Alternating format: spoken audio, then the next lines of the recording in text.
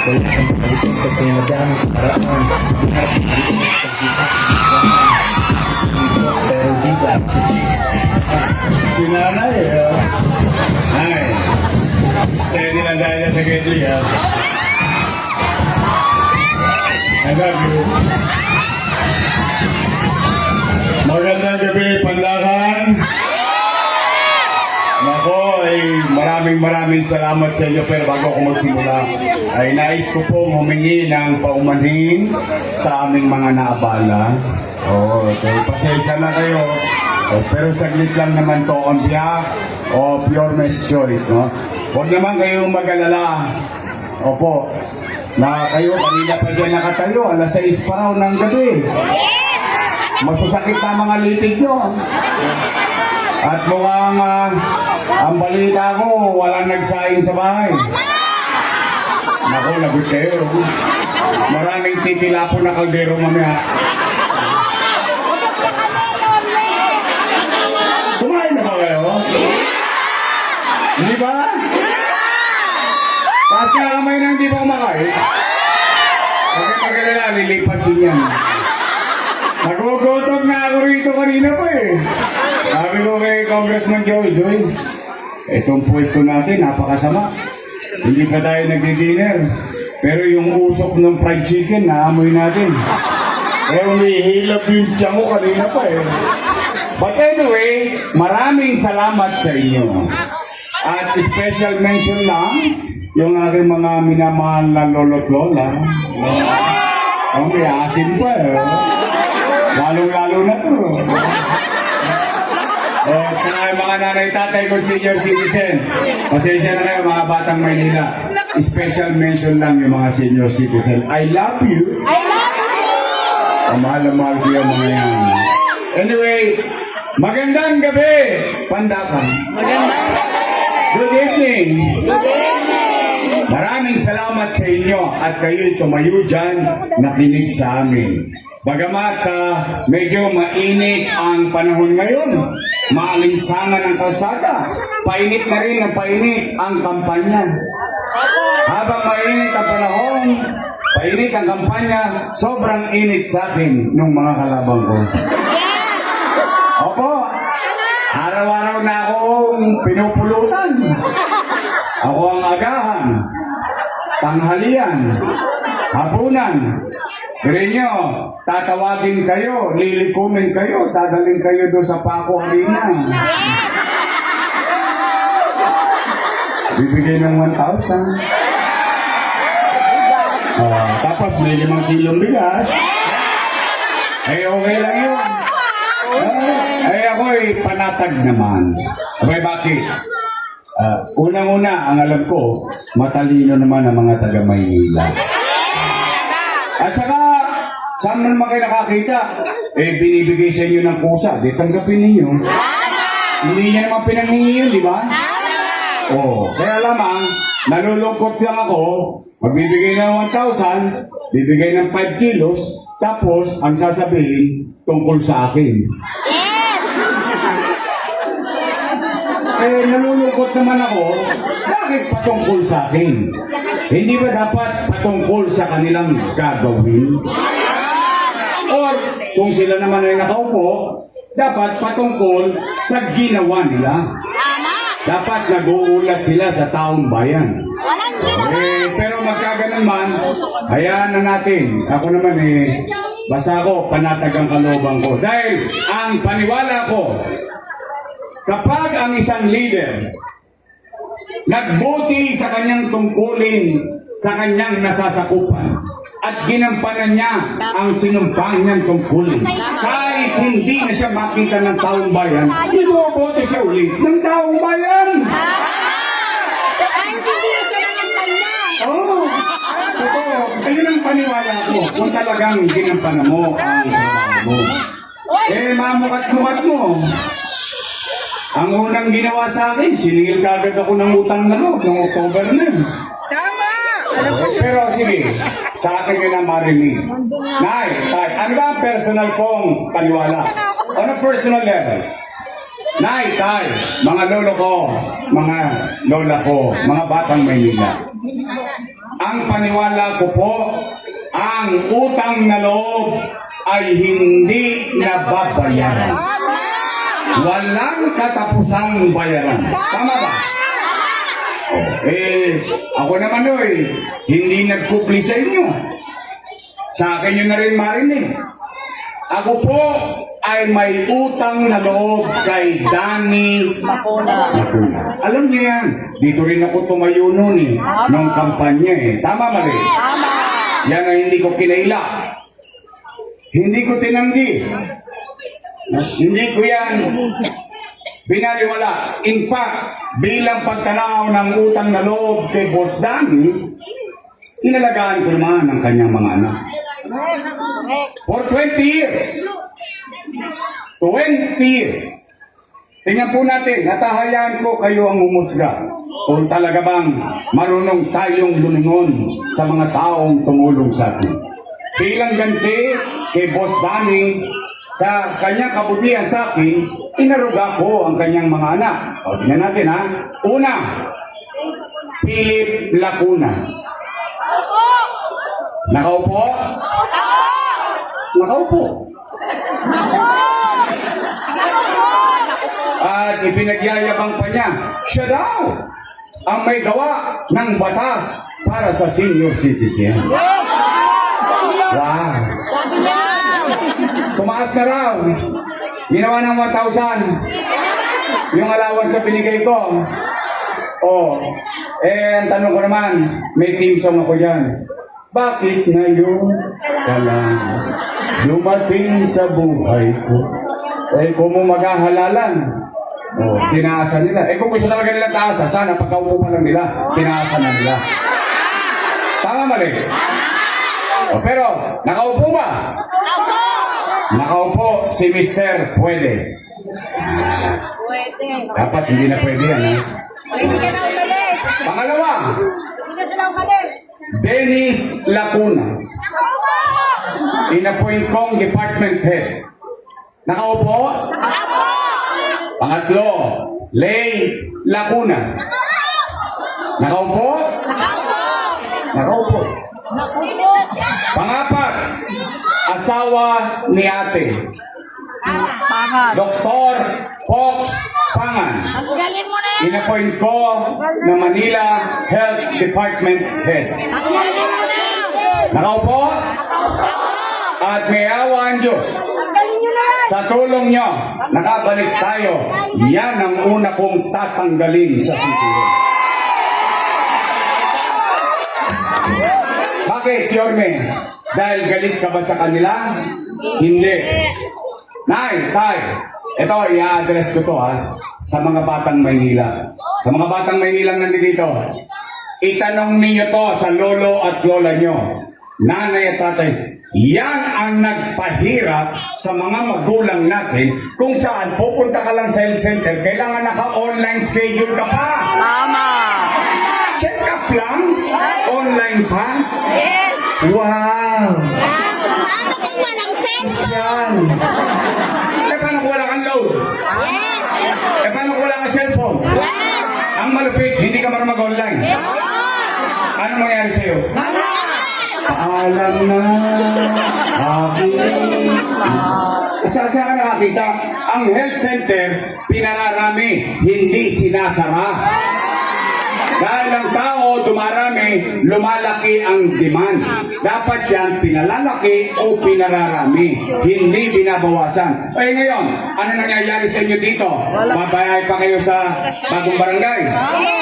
Doon, kila Esteban. Yes. Ang layo-layo nun, mamamasahe ka pa. Tama mali? Hindi ka pa sigurado kung may gamot. Ito, masama. Masama ang pakiramdam nung tumanggap sa inyo. Nakasimang. Simangot. Tama ba? Ngayon, may pabago-bago pa sila. May bago ngayon. Nagpapatuli. Pero kailangan may PhilHealth ka. Wow! Pati ed-ed ng anak mo, pati kinabangan pa ng gobyerno. It doesn't make sense. That's why, ako, mali yun. Ako, pag mali. Pahirap ba yun sa inyo? Nahihirapan ba kayo dito? O, hindi pa ako nagsisimula. Pumanatag na kayo. Ibabalik ko yung health center mo. Panglima, si ate. Nakaupo? Upong-upo. Ilan sila? Happy? Hindi masaya ako. Totoo, I swear to God. Masaya ako para sa mga anak ni Boss Danny. Dahil sa tulong nating lahat, yung hindi napagtagumpayan ni Boss Danny, napagtagumpayan ng kanyang mga anak. Bagay na dapat natin ikalabot kung tayo'y tumatanaw ng utang na loob. Tama ba? Ngayon, kung sila'y naging mabisa o mabuti sa kanilang tungkulin sa mamamayan, ay hindi naman po ko para umusga. Taong bayan ang maghuhusga dyan. Tama ba? Eh, nagagalit. O, tanong, Yorme, natanaw ka pa ba ng utang na loob? Ang sagot ko, opo. Bakit? Eh, Pilipino ako eh. Ganun ako pinalaki ng nanay ko eh. Oh. Kaya lamang, may pakiusap lang ako sa kanila. Baka naman kung po pwede, sa ibang bagay na lang ako tumanaw ng utang na loob. Bakit? Eh, may utang na loob din naman ako sa taong bayan eh. Kung wala ang Diyos at wala kayo, wala din naman ako sa kanilalagyan ko ngayon. Ngayon, masama naman ba na dinggin ko yung panawagan ng taong bayan? Yung sigaw ng taong bayan. Eh, taong bayan na sumisigaw na, bumalik ka na. Bumalik ka na! Bumalik ka na! Huwag niyo masyado lakasan. Baka masigawan din ngayon. Bumalik ka na!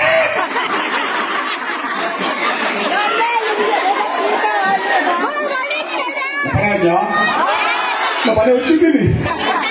Nagulat ako. Alam ko papatid yung litid sa litid. Nagagalit sila. Bakit sila nagagalit? Bakit sila nangangamba? Kung sila'y nagbuti, wala silang dapat ipangamba. Eh bakit natin pangungunahan ng desisyon ng taong bayan?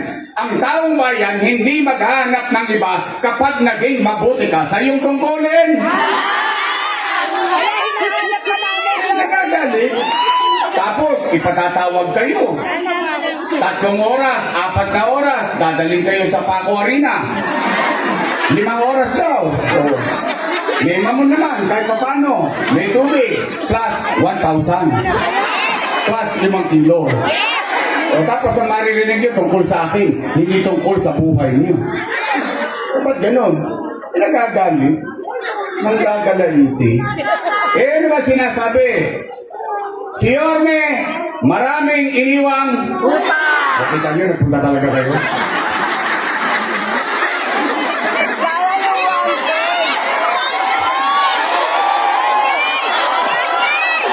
Ang isda talaga nauuli sa bibig. Pero okay na yan. Basta tayo rito ha. Ito, garantisado ko sa'yo. Walang siraan dito. Wala kayong maririnig sa akin panira. Basta tayo dito, real talk lang tayo. Chill lang tayo rito. Chill lang.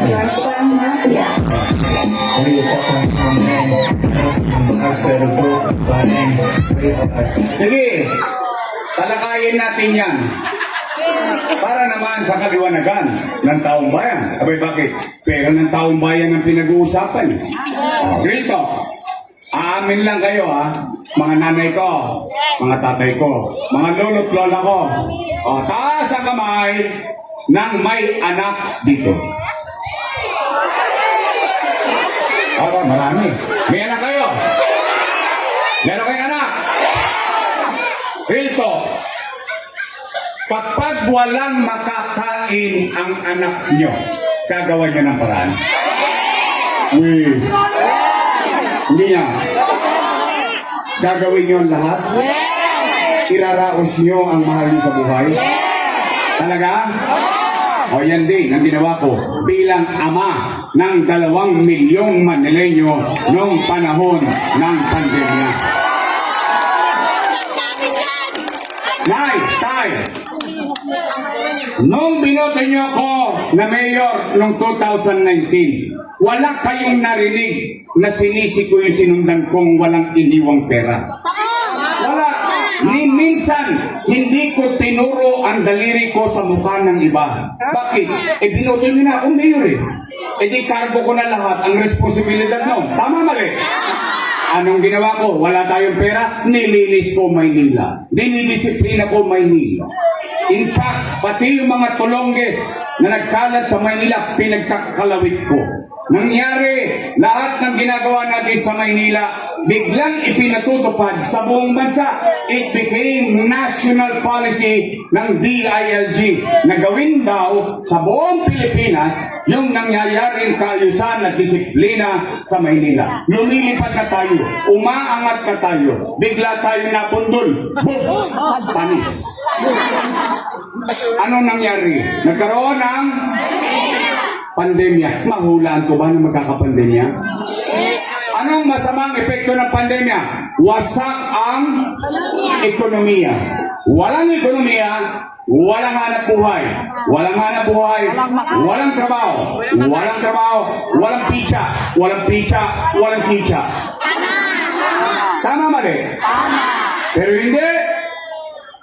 Kayo, na mga naparito, kayong lahat na nandito at nakikinig at sa kanya-kanyang tahanan, kayo'y testigong buhay. Dahil yung ibang testigo ko, patay na. Wala naman ako magagawa, nagka-COVID. Pero kayong mga nangabuhay dito, at least masasabi ninyo, noong panahon ng pandemya, walang nagutom sa lungsod ng Maynila. Bakit? Paano nangyari yun? Magla-lockdown. Magsasara ang hanap buhay. Nag-aalala ang tao na baka mamatay siya sa infeksyon ng COVID-19. Nag-aalala ang tao. Baka sila'y magutom sa pandemya.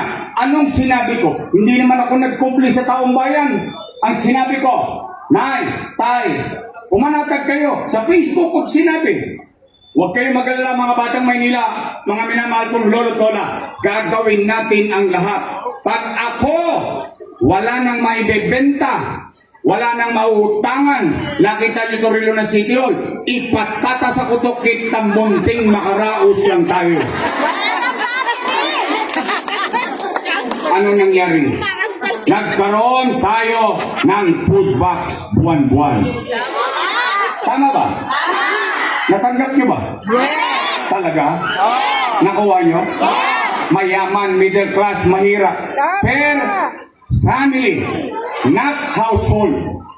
Per family. Kasi isa-isang bahay, minsan 2 pamilya, minsan 3 pamilya. Kaya ang food box niya, 2, 3. Tama mali?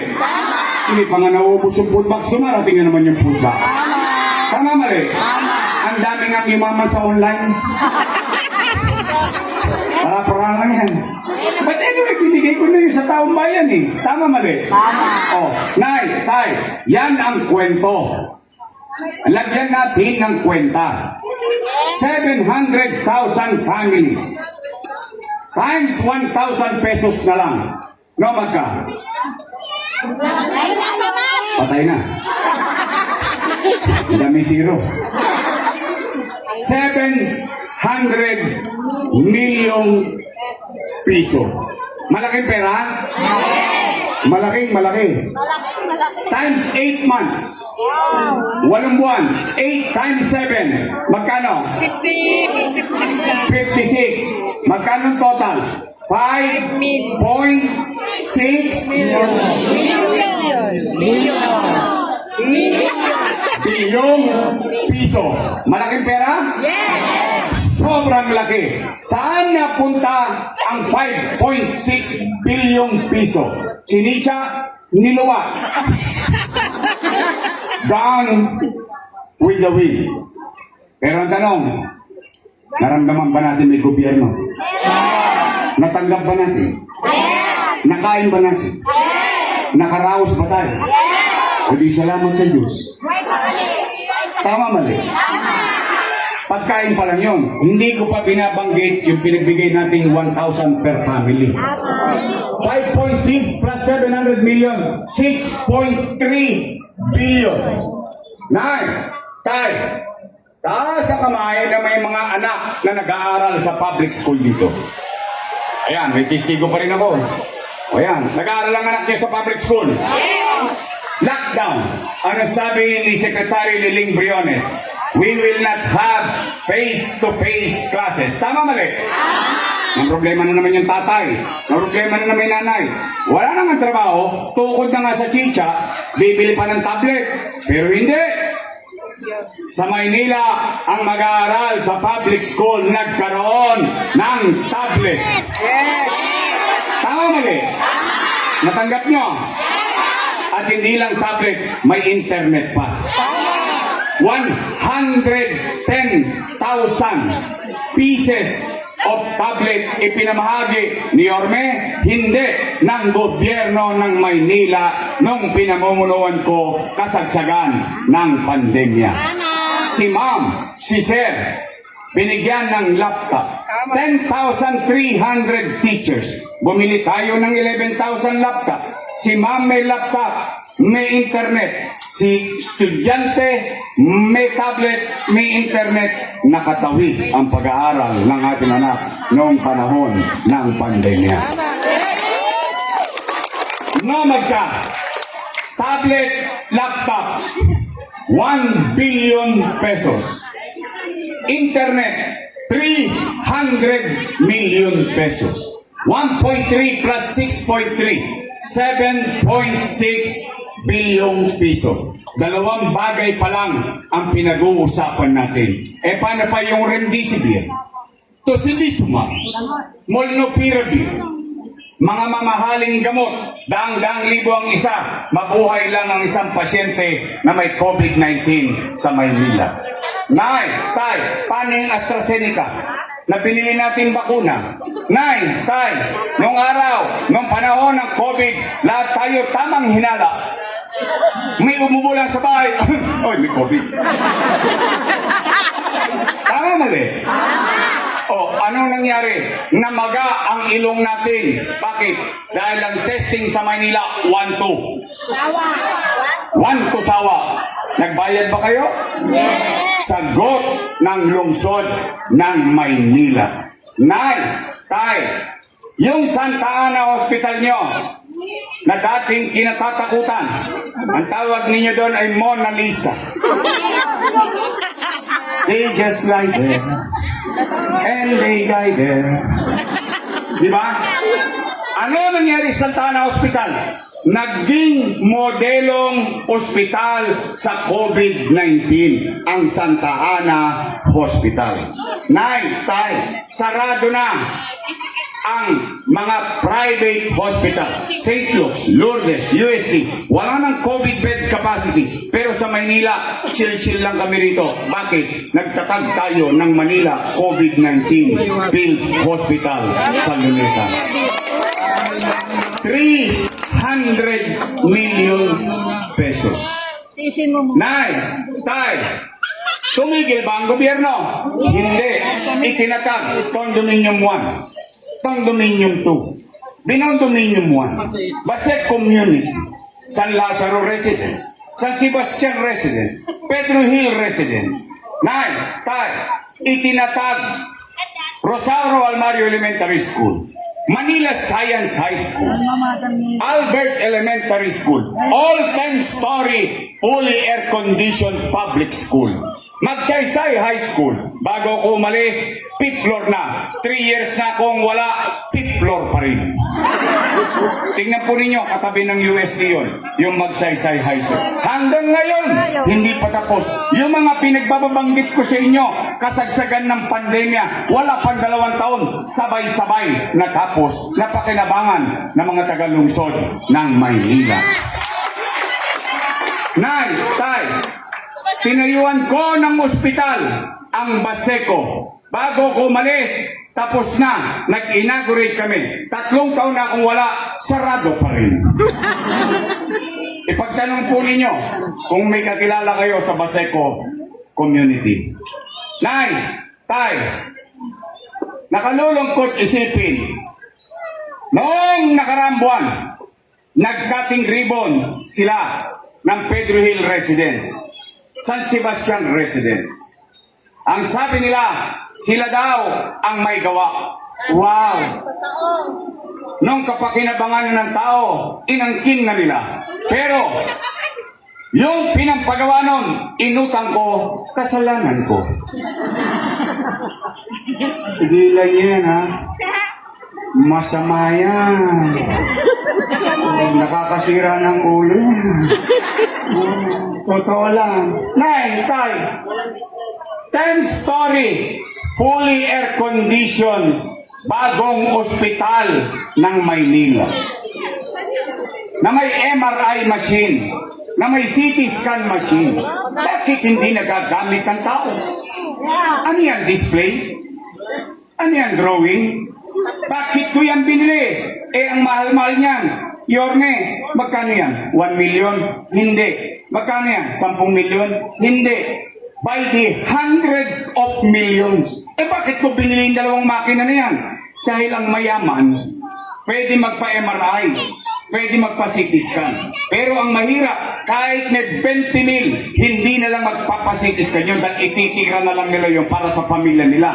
Kaya ang mahirap, ang nakukuha na lamang, himaspirin. Himaspirin. Gagaling. Gagaling ka rin. Tama ba? Oo. Tay. Tanong, puro sila utang. Utangin na yan. Mga bata, ha? Linawin niyo yung sinabi ko, ha? Bawal magmura. Ang sabi mo, utang. Ina niyan. Puro kayo utang. Tanong, ang Pilipinas ba may utang? Trilyon. May pandemya, wala. Trilyon. Tama mali? Naramdaman niyo ba? Nga. Ang Maynila nangutang kasagsagan ng pandemya. Pero saan nga punta yung inutang na pera para makaraos tayo sa pandemya? Sa taong bayan. Naramdaman niyo? Natikman niyo? Mali daw yung ginawa ko. Sila mali. Mali daw. Sabi nila, mali daw yung ginawa ko. Sige, total, nagbigay naman sila ng 1,000. Pagbigyan na natin yung kwento nila. Mali daw yung ginawa ko. O sige, kung mali ang ginawa ko, edi mali din sila. Bakit? Kasama ko silang gumawa nun eh. Tama ba? Sino bang vice mayor ko nun? O si Mr. Puente, kung siya ba nun? Oh, mali pala eh. Ba't nyo inaprobahan? Mali pala, ba't nyo ko inuturisa? Mali pala eh. Bakit ninyo pinayagan? Samantalang nung araw, nung natutuwa ang tao, nagagalak ang tao, pumapanatagan ng dami ng tao habang may pandemya, paabot-abot pa sila ng food box, panyang-ganyang.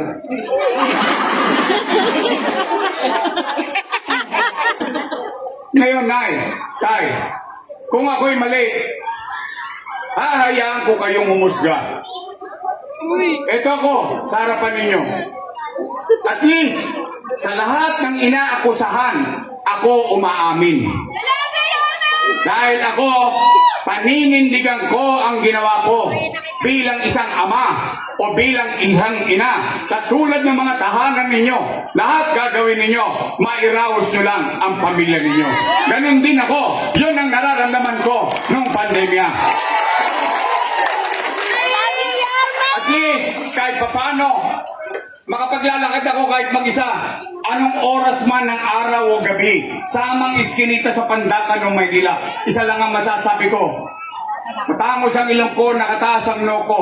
At least masasabi ko sa aking sarili, di salamat sa Diyos, nakaraos kami nung pandemya. Nagagalit. Nagagalaiti.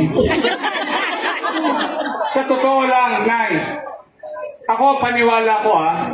Ewan ko kung ito rin ang paniwala nyo. Kapag ang leader naging mabuti, hindi maghahanap ang tao ng ibang leader. At yan, sigurado ko, tapat at totoo. Diba?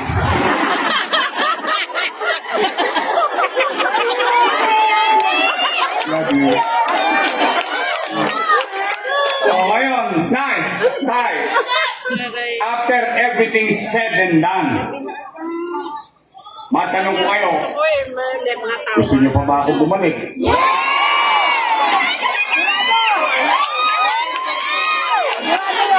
Sigurado kayo? Talaga? Eh baka magbigay ng AX. Ng akap. Ng tupa. Hindi, pero ako tanggapin nyo. Huwag lang sana malubak. Yung 3,000 nagiging 2,000. Oh, sige nga, katuwaan nga tayo. Palakasin nyo nga ang loob ko. Taas nga kamay nang gusto kong bumalik. Talaga? Promise? Oh, sige, buwan nyo na. O sige, babalik na tayo. Hindi kayo magpapasilaw sa tupad? Sa AX? Sa akap? Di baling akapin kayo ng akapin. Huwag lang kayo magpapaakit. Dapat doon tayo sa tunay na tapat at totoo.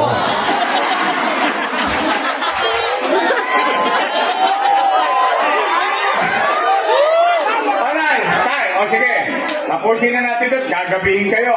Ako'y tatakbo ba sa Pasig line? O ngayon, Yorme, ano naman ang gagawin mo sa amin? Kasi yung kwento kanina, kwento na may kwenta.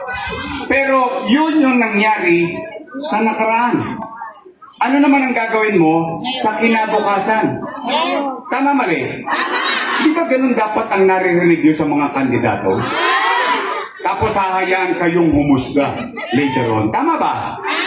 O anong una kong gagawin? Kayo muna tatanungin ko. Nay, tay, ito'y kumpirmado na by the hundreds of thousands na nakausap ko nitong mga nakaraang linggo at buwan. Nay, tay, napapansin niyo rin ba dito sa Pandakan na para bang dumudugyot na naman ang Maynila? Talaga? Dumudumi na naman ang Maynila. Napapansin niyo? Eh saan ka ba naman nakakita? Ang pinadala sa ating truck ng basura, panghakot ng buhangin. Eh, hirap na hirap yung mga matatanda magtapon. Eh, pero yung taas-taas nun. Eh, paano pag hindi sumot? Patay na. Eh, maswerte kayo kung may banyo kayo. Kami nung araw, Sharon Cuneta. Balutin mo. May inikilit pa yun. Marami nakaka-relate, ha? May gas-gas din ba yung ano nyo? Oh, saan mo ipapasok yun? Yung cellophane na pinabila mo ng tamban. Saka galunglong. Papasok mo sa loob yun. Seselyo mo. Inyanyanga mo yun. Eh, hindi na short. Diba? O sige, Nay, Tay, umanatag kayo. Niawa ang Diyos.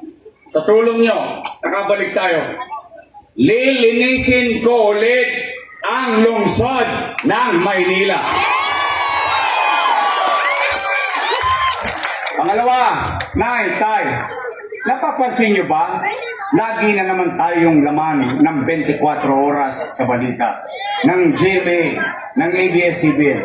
Nagbalikan na naman ang mga tolongges sa Maynila. Snatching dito, snatching doon. Hold up dito, hold up doon.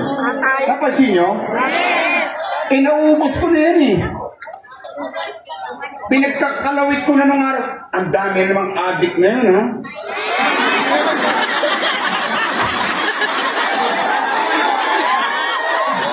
Ay, mga addict. Hindi na yung kakatrompeta, ha? Rolling ganyan. Nila nyo na, bago na kayo. Pabalik na ako. Hindi, totoo lang, Wilton. Saan kayo nakakita, Nay? Tanghaling tapat. Jeepney driver. Sa Avenida, tatabi nyo. Dadakmain ng 4 na bata yung kinita ng jeepney driver. Broad daylight. Tapos okay lang. Eh, paano yung mga anak ninyo? Galing sa eskwela. Uuwi. Nangangamba na naman kayo. Baka naagawan ng cellphone yung anak nyo. Na-hold up yung anak nyo. Paano yung mga bumabiyahe? Naghahanap po Tingin sa Arten, sa amin, sa Tondo, lagi na naman kami laman ng balita. Bubuksan ng kotse, agawin ng bag. Aakitin yung truck driver, susuntukin para makuha cellphone. Nangaubos na yan Parang kinikipit, balikat na lang natin yan. Alam nyo, sinabi sa akin ng nanay ko, ibali tayong mahirap. Basta huwag tayong maging dugyot. Ibali tayong mahirap, basta meron tayong kapanatagan sa pamumuhay. Yun ang gusto ng mga magulang natin. Kaya nay, tay, may awa ang Diyos, sa tulong ninyo, nakabalik ako. Ipabalik ko sa inyo at ipararamdam ko ulit sa inyo yung gobyerno sa umaga, sa tanghali, sa hapon, sa gabi, hanggang madaling araw, ibabalik ko sa inyo ang gobyerno. Yung mga adik, kailangan pang tumira para magising. Umanda na kayo. Ako, kapilan, wala nang tulugan. Totoo lang. At saka maganda dyan ay, wala yan tosgas. Sipag lang ng mayor yan. Iikot ka lang. Laway lang ang puhunan. Huyat at pawis at pagtsatsaga na ginagayad mo ang mga enforcement unit mo. Parang tao habang natutulog sa madaling araw, natutulog sa gabi, panatagan ng namin nila kahit nasa panganak nila dahil nasa loob sila ng Maynila. Makakauwing buhay, makakauwing mahusay, makakauwing matiwasay yung kanilang mga mahal sa buhay. Yun ang kailangan ng tao dito sa lungsod ng Maynila. Pangatlo kong gagawin, yung ginawa ko na, gagawin ko lang uli. Ibabalik ko yung programang MBN. Minimum Basic Needs. Housing, education, healthcare, jobs. Bakit? Bakit ako naniniwala doon? Bakit yun ang ginawa ko dati? Bakit yun ang pinuhunanan ko? Magastos yun. Dahil yun, pag na-achieve ng liderato ng anumang gobyerno, tataas ang antas ng pamumuhay ng tao. Dahil may mga politiko sasabihin, yayaman ka. Yayaman ka. Yayaman tayo. Hindi po totoo yun. Ako na nagsasabi, ako mismo, hindi ko kayang ipangako. Dahil ang gobyerno, anumang uri ito, monarkiya, republikano, demokratiko, lahat ng uri ng gobyerno, hindi pwedeng sabihin, yayaman ka dahil sa akin. Hindi po kami lotto outlet. Pero, at the same manner, ang gobyerno, demokratiko, komunista, sosyalista, monarkiya, any forms of government can make its people life better by addressing the quality of life and living in a community. Pagpapataas ng antas ng pamumuhay ng tao sa pagtugon sa pangunahing pangangailangan ng tao. Siya'y may bubong na masisilungan. Umulat, bumagyot, magkaroon ng dilubyo, may mauuyan. Ang anak mag-aaral sa maayos sa paralan. Pag nagkasakit silang pamilya, may maayos na ospital. At lalabas ang bahay, makapagtatrabaho at makapaghanap buhay, maitaguyod ang kanyang mga mahal sa buhay. Yan ang kailangan ng tao. Tanong, Yorme, may resulta na ba yan? Opo. Kanino? Sa idol ko. Sino? Si Lee Kuan Yew. Sino si Lee Kuan Yew? Singapore. Nagawa ng isang leader. Alam niyo kung sino si Lee Kuan Yew? Kahit kakampi niya sa politika, nilalabanan niya, inaaway niya kapag kapakanan na ng taong bayan ang malalagay sa alangan. Ano itsura ng Singapore 50 years ago, 60 years ago? Mas malala pa sa dilang malala. Ang daming adik, droga, gang, patayan, rape, and so on and so forth. Pero ngayon, tingnan niyo Singapore. Sumalangit daw ang kaluluwa ni Lee Kuan Yew. Tingnan niyo, maganda ba Singapore? Yes! Sino nakapunta Singapore? Isa, dalawa, Ngayon, napunta mo Singapore? Sana all.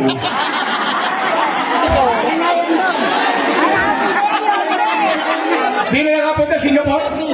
Maganda? Maganda. Okay, ang tanong ko. Sinong gustong makita ang Singapore? Taas ang kamay. Umpisahan nyo na. Malayo-layo yun.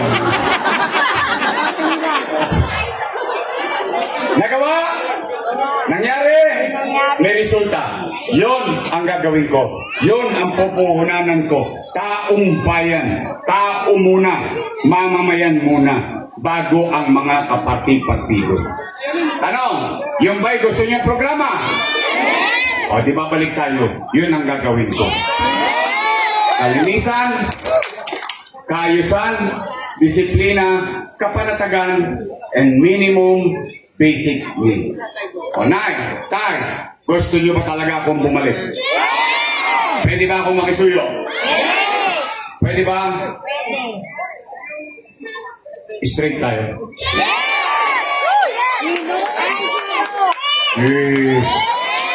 Tay, mga batang Maynila na nandito, dalawa lang naman ang pagpipilian nyo. Unang grupo, your next choice. Matamis. Yung kabilang grupo, ladies choice. Kayo po may sabi nun. Ayoko po manira. Oh, nga pala. Meron ba kayo narinig na panira sa akin? Simula kanina 20 minutos na nakararaan. Wala? Promise? Oh, real talk lang tayo. Di ba? Guys, parang mafia. Real talk lang mga men. Tay, pwede ba makisuyo? Gusto nyo bang bumalik ang gobyernong mabilis kumilos? Then kailangan ko sila. I'm just trying to be honest and fair with our conversation. Kailangan ko sila. Kaya kung po pwede, your next choice tayo straight. Nandiyan dyan, Kaloy, Volter, Castañeda, Kate Marasigan, Bob Mercado, Joel Elmer Pa, Christian Joey Uy. Ito pinatay, pinasabog, double murder. Tapos bumangon para maglingkod ulit sa 6th District ng Manila. Hoy, senior ko yan, no? Matagal at mabait na konsehal natin. Kaya muli natin ibabalik ang ating minamahal na konsehal, Lou Veloso.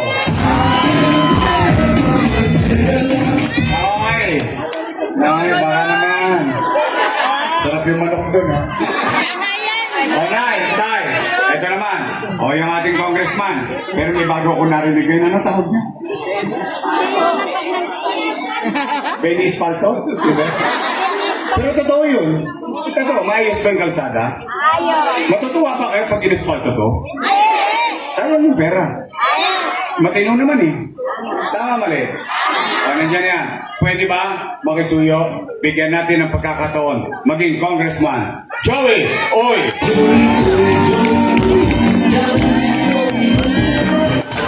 Ay, yung vice mayor ko kanina. Pasensya na kayo, pinauna ko na doon sa Pasig line. Baka hindi ko abutan eh. O, Nay, Tay, siya po ay mukha lang siyang 19. Naintindihan nyo na yun. Naka-quarrants na po yun. Siya po ay graduate ng Lasal. Yes. Sosyal. Dahil ko naman siya. Ako graduate ng Ateneo.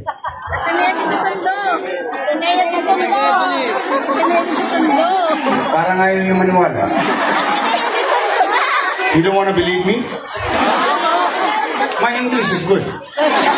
But I need cash. Ateneo de Tondo. Siya ay graduate ng political science. So she knows the job. How the government works. Alam niya yung trabaho. At siya ay aral sa kanyang ama, being presiding officer ng sangguniang panglusod ng Maynila. Kaya ang ating Vice Mayor, huwag niyo akong bibigyan ng kalaban, ha? O kasi mumungguhin ako nun. Tuloy mo lahat ng dadaanan ko, mamumunggo ko, madadaustos ako, mababagok ang ulo ko. Paalam na. Oo. Gusto ko matinong gobyerno, yung maliwala sa gobyerno. Kasi yung mga pag binigyan nyo ng kontrapelo, o kontra ng kontra yun tungkol sa politika nila eh. Tama mali? Ang ating Vice Mayor, Chief Atienza.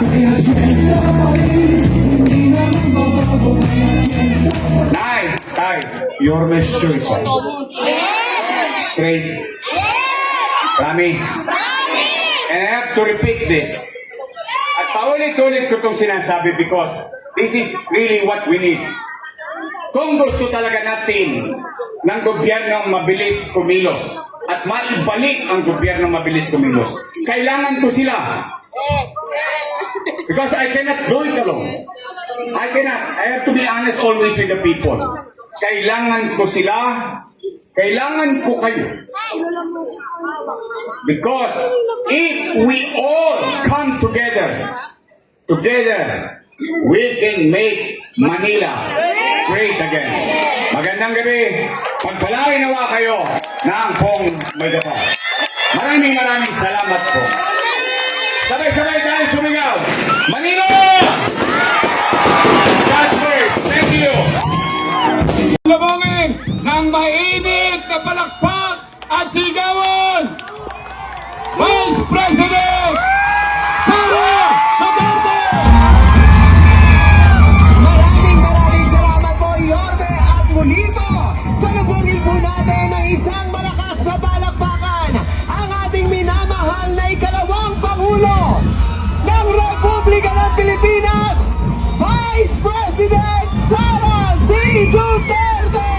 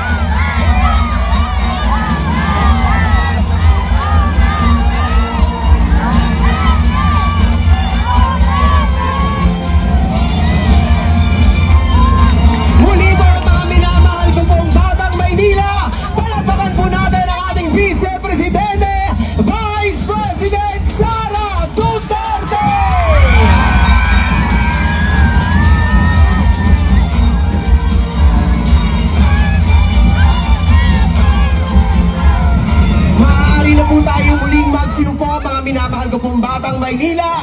Muli po, palakpakan po natin Vice President Sara Duterte!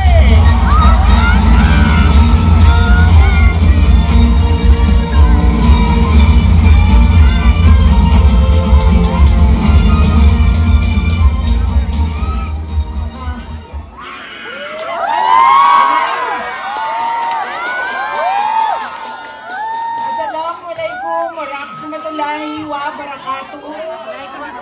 Kadayaw, mayong gabi kaninyong tanan. Magandang gabi sa inyong lahat. Kinsay kasabot dinhi. Tanan! Unahin ko po muna ang aking mga pagpapasalamat. Una po, ang pagpapasalamat natin sa ating pinakamamahal na mayor ng siyudad ng Maynila, Isko Moreno Dumagoso.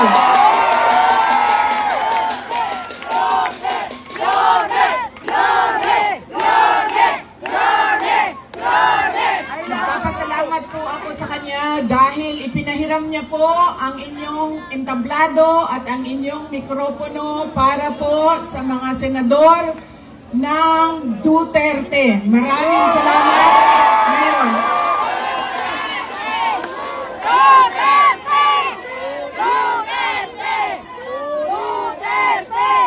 Ang sunod na pagpapasalamat ko ay sa inyong lahat, mga kababayan namin dito sa Maynila. Maraming salamat sa oras ninyo at sa pagkakataon na ibinigay ninyo sa akin at sa amin ngayong gabi na ito. Maraming salamat.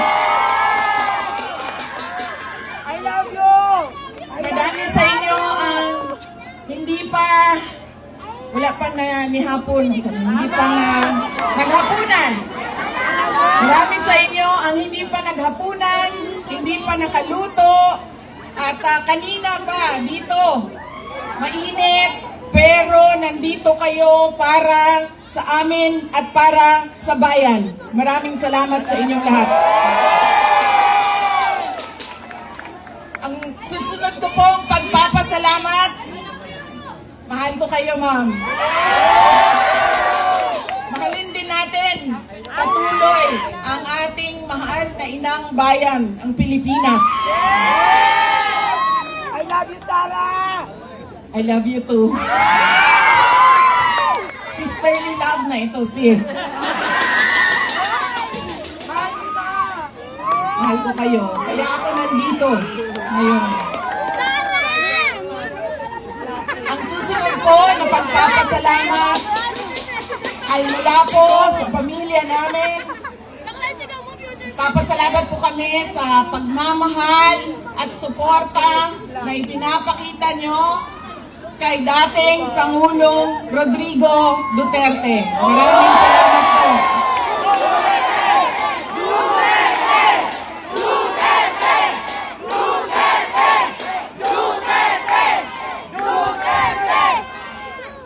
Marami po sa inyo ang nag-celebrate ng kanyang birthday noong March 28, 2025. At kami po ay taus-puso nagpapasalamat at masaya dahil nakiisa kayo sa kanyang 80th birthday celebration. Dahil hindi po lahat tayo ay mabibigyan ng pagkakataon na umabot ng 80 years old. Kaya maraming salamat at sinelebrate nyo ang kanyang 80 years. Ang susunod na pagpasalamat ay mula po sa akin. Maraming salamat sa inyong suporta, sa inyong kampanya at sa inyong boto para sa akin noong halalan ng 2022. Maraming salamat sa suporta ninyo. At syempre, ang aking pagpapasalamat pa rin sa patuloy ninyo na pagtitiwala sa akin at sa aking mga kasamahan at sa aming opisina, ang tanggapan ng pangalawang Pangulo ng Pilipinas. Maraming salamat. Ang amin pong pamilya ay merong malaking utang na loob sa inyong lahat, mga kababayan namin, sa inyong sa pagkakataon na inyong ibinibigay sa amin na makapaglingkod sa ating bayan. Dako kayo ang amo ang utang nga kabubuton kaninyong tanan, mga kaigsuunan namo. Sa higayon nga gihatag ninyo kanamo nga makaserbisyo sa ato ang nasod. Daghan kayong salamat.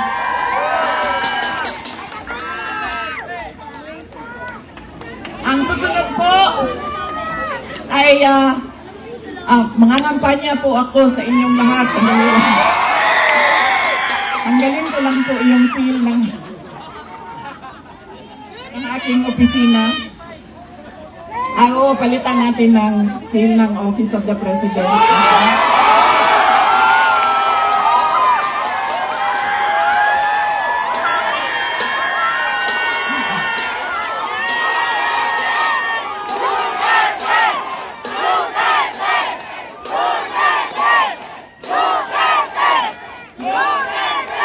Tinanggal ko lang kasi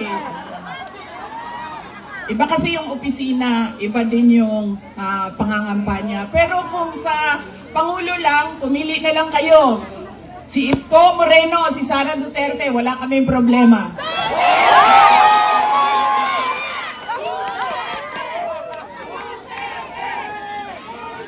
Ikaw muna, ma'am, bago si Yorme. Ikaw muna, bago si Yorme. Um,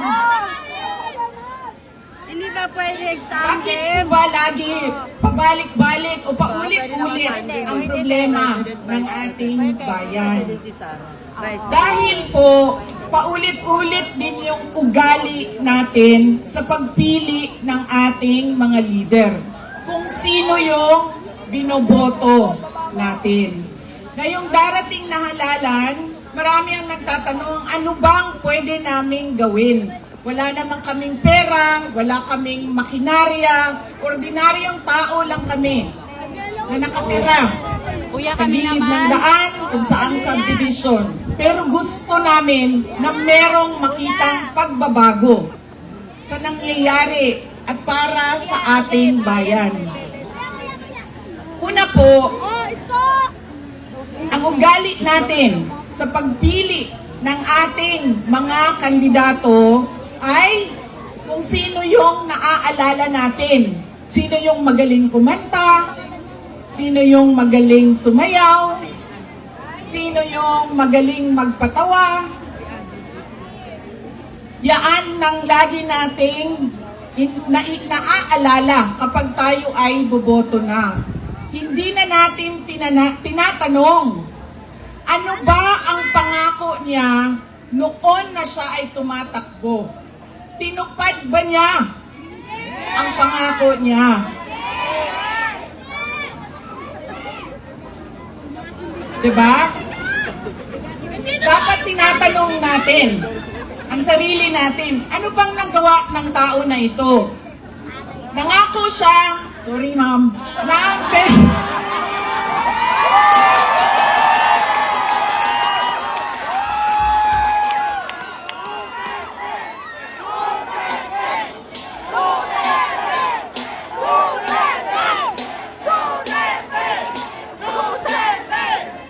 alam niyo, paano ko ba sabihin ito?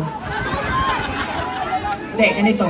Tulad na lang na magkaibang tao kami ni Pangulong Rodrigo Duterte. Si Pangulong Rodrigo Duterte ay hindi si Inday Sara Duterte. Si Bongbong Marcos ay hindi si Amy Marcos.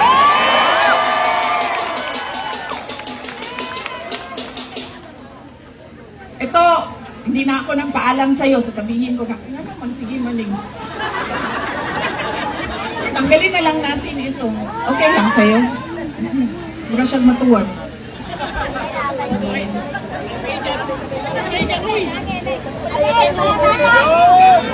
Ganyan na lang. Para din makita ninyo na pumayat na ako. Salamat, Martin Romualdez! Pumayat si Inday Sara!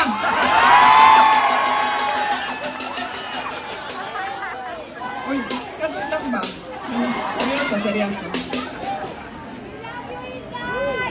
Mahal ko kayo, ma'am. Ito, hindi na ako nagpaalam kay Senator Amy, ha? Kasi hindi ko naman alam na nandito siya. Noong October 2023, pumunta ako sa kanya. Sabi ko sa kanya, pwede mo ba akong tulungan? Kailangan ko kausapin ang Pangulo. Kasi nakikita ko sa mga plano nila at nabasa ko sa mga plano nila, meron silang ipa-file na impeachment na kaso. So sinamahan niya ako. Ito yung araw bago umalis si dating Pangulong, si Pangulong Bongbong Marcos.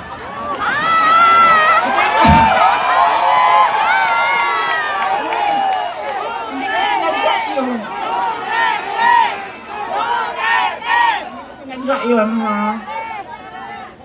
Kailan na, kayo lahat, kailan ng sedition. Kayo dyan, may kaso na kayo bukas. Yun lang. So, ito yung araw na paalis siya, papuntang Amerika.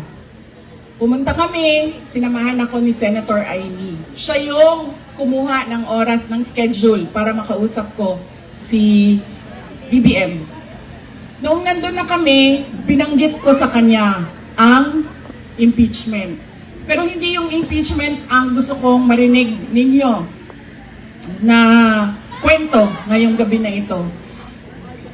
Doon sa pag-uusap naming kaming tatlo lang yun pasensya na silang dalawa. Marites yung nandoon sa harap, nilang dalawa. Nag-usap kaming tatlo, nabanggit ni BBM ang pag-amenda ng konstitusyon. At sinabi niya na, madami siya sinabi, pero ang gist ng sinabi niya ay, we will just amend. Kasi English man sila pag mag-historiano. So ako dito, anak ko, Kuya Olin, Kuya Waning, in English, we will just amend the economic provisions of the Constitution. Nakirinig ko at nakita ko talaga na sumagot si Senator Amy. Sabi niya, that is a dangerous thing. Sabi niya, if you open the Constitution to amendments, you do not just open it to economic provisions. You open it for all amendments of the Constitution. At nagsagutan na silang dalawa sa harap ko dahil sa ating Constitution. Kaya yan ang pruweba ko at proof ko sa inyo na magkaiba na tao. Ibang tao si BBM, ibang tao si Amy Marcos. Okay na ma'am, pwede ka na umalis. Wait lang, sandali. Iboto niyo ba si Amy Marcos? Okay na ma'am, pwede ka na lumipat sa QC. Good na dito. Kalimutan ko na yung sasabihin ko. Tatlong paalala. Hindi natin tinitingnan kung ano ba yung mga pangako niya noon. Tumakbo siya noon. May pangako siya. Binigay ba niya? Diba? 20 pesos ang kilo ng bigas. Tapos ngayon, okay na daw. After 3 years, 3 taon ng campaign promise o pangako sa eleksyon, ibibigay ngayon. Pero, ibibigay lang sa Visayas. Para bang hindi kayo nagugutom dito sa syudad ng Maynila. At parang hindi nagkukulang ang pera ninyo pambili ng pagkain. Kaya dapat tinitingnan natin. Sumayaw, oo. Kumanta, oo. Bakit hindi? Pero tinitingnan natin. Ano ba ang pangako? Binigay ba o hindi? Bakit hindi binigay ang pangako? Dahil nagsinungaling? O dahil hindi talaga maibigay? Pa? Yan yung unang. Lagi na lang bangan. Sorry, ma'am. Nambubudol. I'm sorry. Ma'am, gagamit! Kasi nga masabi ko. Traidor! Okay. Ma'am, traidor! Traidor! Traidor! Duterte! Duterte! Duterte! Duterte! Alam nyo, yung bangag na yan. Hindi totoo. Hindi naman ako kasi tumawa dahil tinawag siyang bangag. Andun ka din, di ba? Hindi ako, kasi sa Bisaya, ang bangag, di ba? Bangag, bangagan, bangag. Oo. So, pag sinabi mong bangag sa Bisaya, hindi siya adik. Butas! Ang sabi ko, kida. Butas! Diba? Butas! Busnot! Oo. So, hindi talaga ako natawanan, tinawag siyang bangag. Kasi sa Bisaya, ang bangag ay butas. Hindi, at saka sa slang, ang bangag is yung private part ng babae. Diba? Bangagan. Ang pinagtawanan ko dahil ang rally na yon ay kontra sa pag-amyenda ng konstitusyon. Yun yung rally na yon. Tapos nagulat na lang kami na iba na yung napag-usapan doon sa rally. Pero balik tayo sa Bangag, ma'am. Alam mo, hindi ito kasali talaga sa speech ko. Sinabi sa akin ng partner ng uncle ko na noong hindi pa siya Pangulo, nung senador pa lang siya, ay bumisita sila sa bahay at inalok talaga sila ng droga. Humindi yung wala naman ako sinabi na pangalan. O talaga.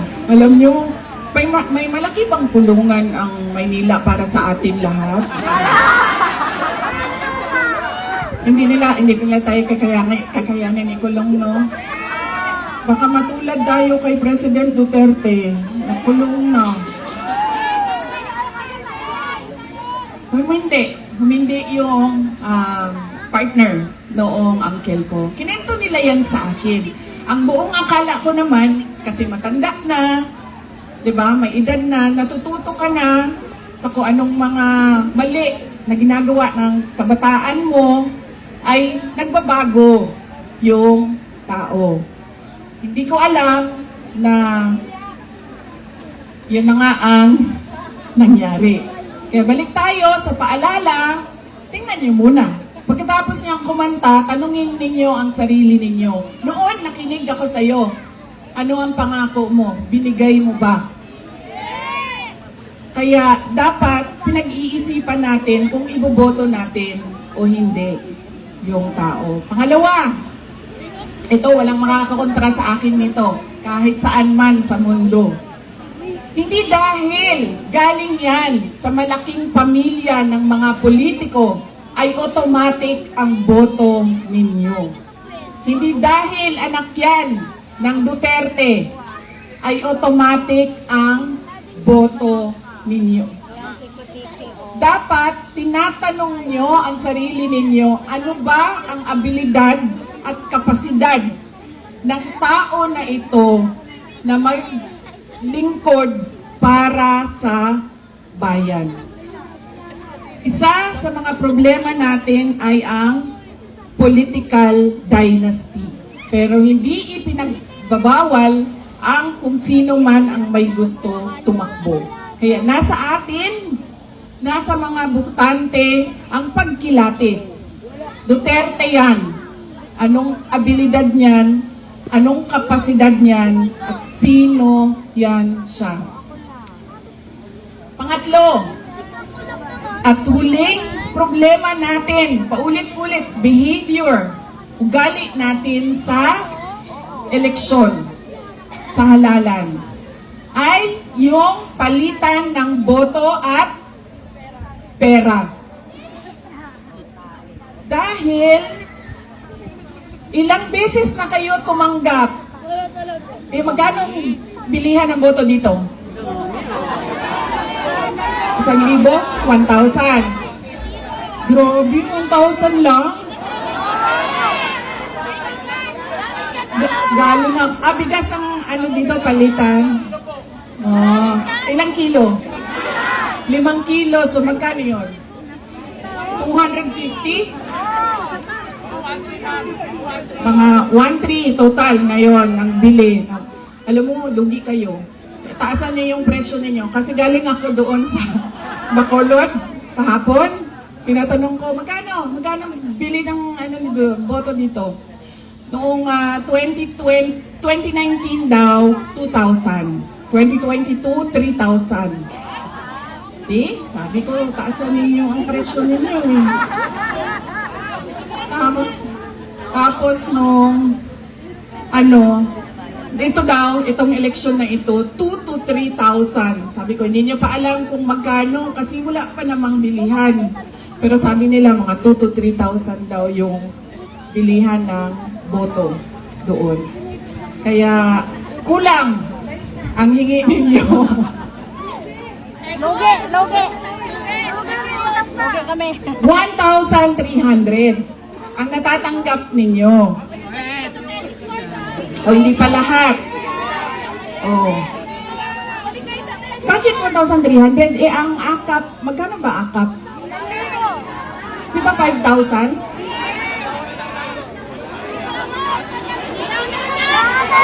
3,000? May kaltas pa yun. Diba? One for you, one for me, one for you, one for me.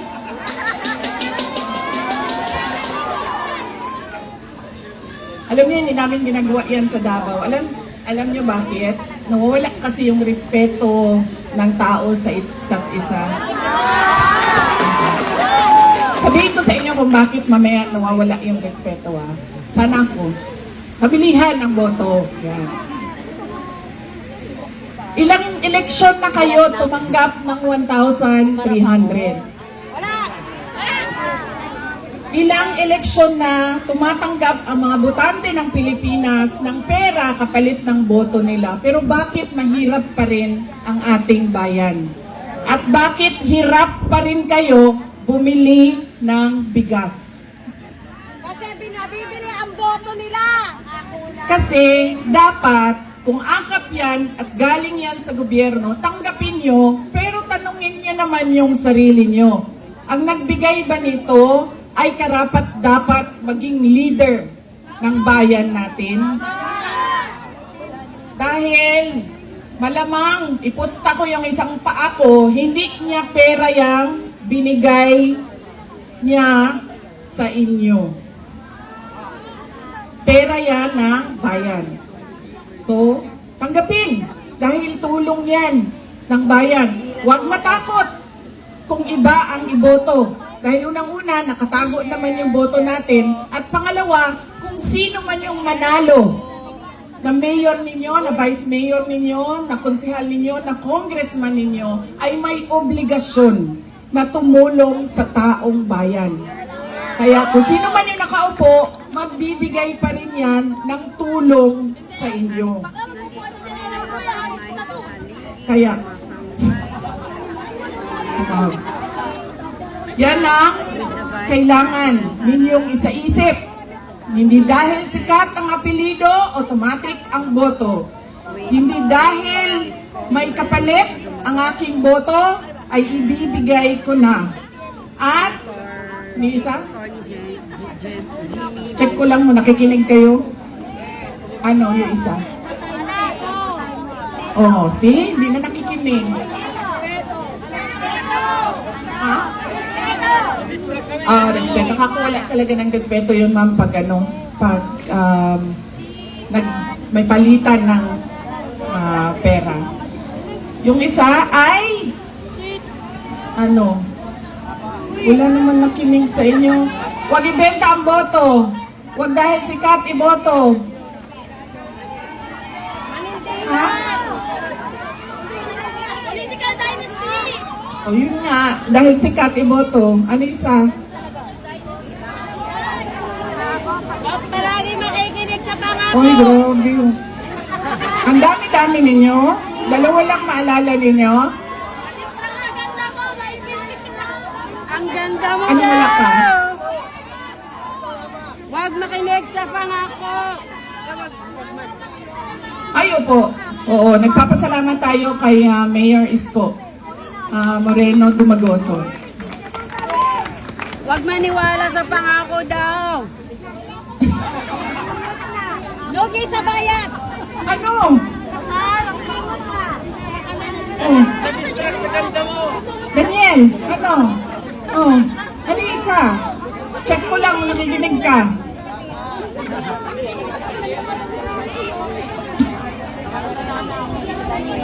Alam niyo, hindi ito totoo na kilay ko, ha? Drawing lang ito. Oh, drawing lang ito.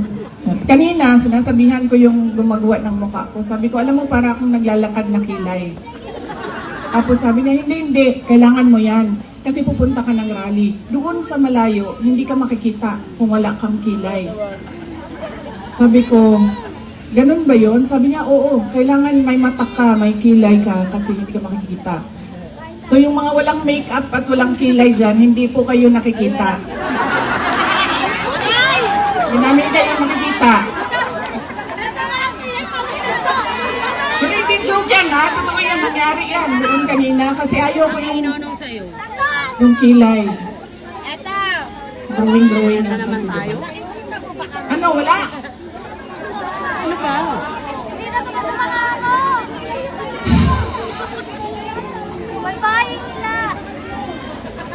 Marami ang nangangamusta kay President Duterte. Kung saan man ako pumupunta, nangungumusta sila lahat. Tapos nagpapasabi pa sila, kanina, meron ilan dyan sa likod na pakisabi, kamusta kay Tatay Digong. Kahit hindi ko siya kilala, lagi yung mga tao, hindi ko kilala sa pangalan, sasabi nila, pakikumusta kay Tatay Digong. Ayun. Siya po ay nakakulong. Anak po ako ng nakakulong na at okay naman siya. Madami din ang nagtatanong, kamusta na si Tatay Digong? Sinasabi ko, lagi okay naman siya. Ang problema lang ay hindi siya marunong maglaba, magluto, at maglinis ng kwarto. Dahil yon ay ginagawa sa kanya lagi ng mga asawa niya. Madami pong asawa ang aking tatay.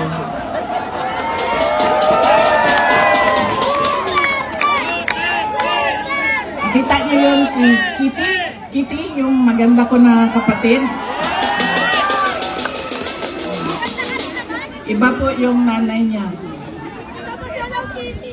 Kasalukuyan po, dalawa yung girlfriend na nandoon, nag-aantay na makalabas si Pangulong Rodrigo Duterte. Totoo yan.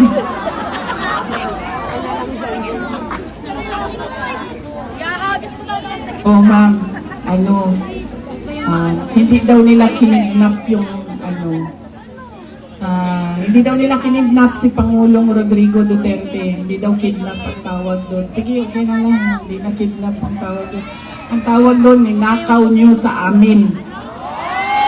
Ninakaw nyo sa amin si Pangulong Rodrigo Duterte. Dahil siya ay propriedad o property ng syudad ng Davao. Dahil siya ay magiging mayor namin doon at kinuha ninyo siya at ninakaw ninyo dito. Pwede na ba yun, ma'am? Hindi daw kidnapping yun eh. Nakawan na lang. Ninakaw ninyo. Sa amin. Sa mga nangangamusta, ay meron kaming maliit na video presentation sa inyo. Sigurado ka ba, ma'am, na hindi ka aalis? Kaya ako nakakalimot sa mga sasabihin ko eh, kasi nalilito ka, ma'am. Ma'am, ang advice ko lang talaga sa iyo sa panahon na ito at sa darating na mga araw ay magpalit ka na po ng apelido, ma'am. Ay, sorry, Romualdez pala ang middle name mo.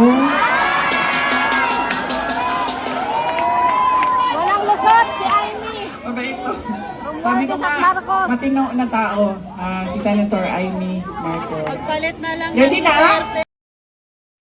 PTP Laban Street, PTP Laban Street, PTP Laban Street, PTP Laban. Tondo, Pato, Bongo, Hinlo, Mata, Matuleta, Lambino, Rodriguez, Salvador, Kibuloy sa Senado.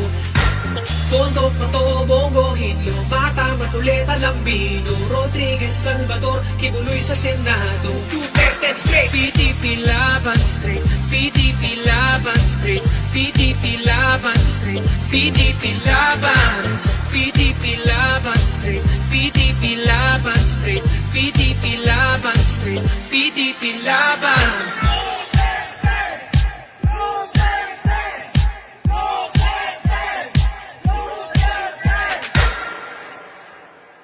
Political